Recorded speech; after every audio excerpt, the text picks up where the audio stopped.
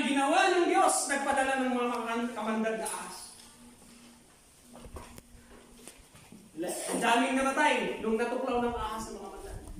Kaya sabi nila, Moises, pwede bang iparating mo sa Diyos na nagsisi na kami?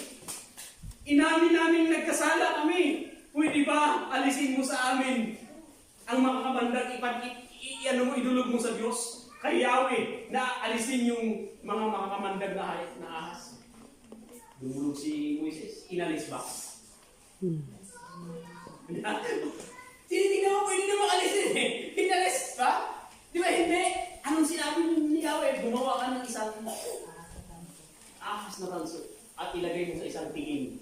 Yung parang tikin kung sa pambot, yung pang ano ba? Yeah. Yung tikin na pag malababaw yung lagat. Tikin, pangtukod para makalis. Yan, nilagay ganun.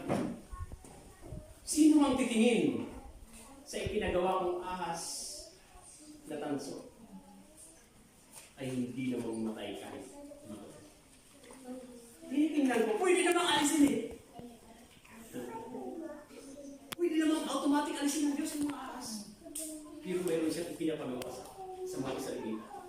Dahil once na nakagat ka, at hindi ka tumingin, patay ka pa rin. Nakikita dito yung tamang attitude. Kung ano yung tamang pagsunod. Tamang pagkilala sa utos ng Diyos. Yahweh, sino mang titingin ay hindi na mamamatay. Kahit nakagat siya, walang kapangyarihan ng pagkila para sa iyo. Yun yung ginawa ng Diyos. Para pag nakagat ka, mayroon kang pag-asang titingnan. Kahit makamandag, walang visa na sa'yo. Yung kamandag ng kamakayan. Yun ang ginawa ng Diyos sa mga Israel. Ngayon, sa ating binasa, ang sabi doon, ang sabi dito sa ating binasa sa aklat ng Jan, katulad ng ginawa ni Moises sa ilang, ang anak ng tao ay kailangan din itaas. Kung paano itinaas ni Moises ang ahas doon sa ilang, ganoon din kailangan itaas ang anak ng tao. Bakit? Dahil sino ang titingin kay Jesus Christ? Una.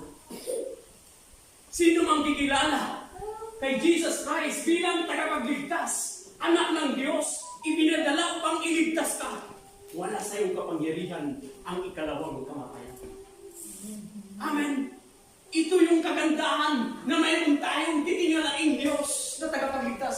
Walang iba kundi si Jesus Christ. Dahil yung kamatayang pangalawa ay wala ng kapangyarihan sa iyo.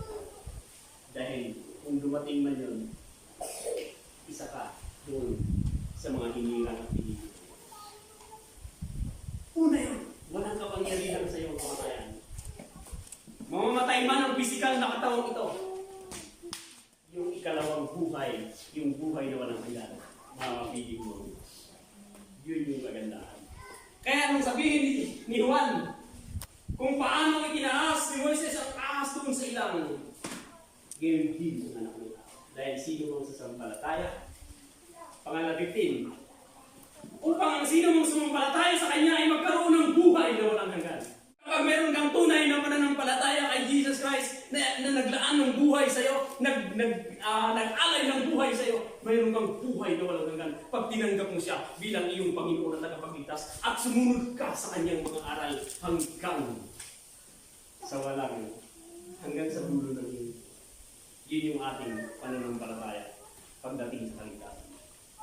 Kilala din natin ang Panginoong Kristo.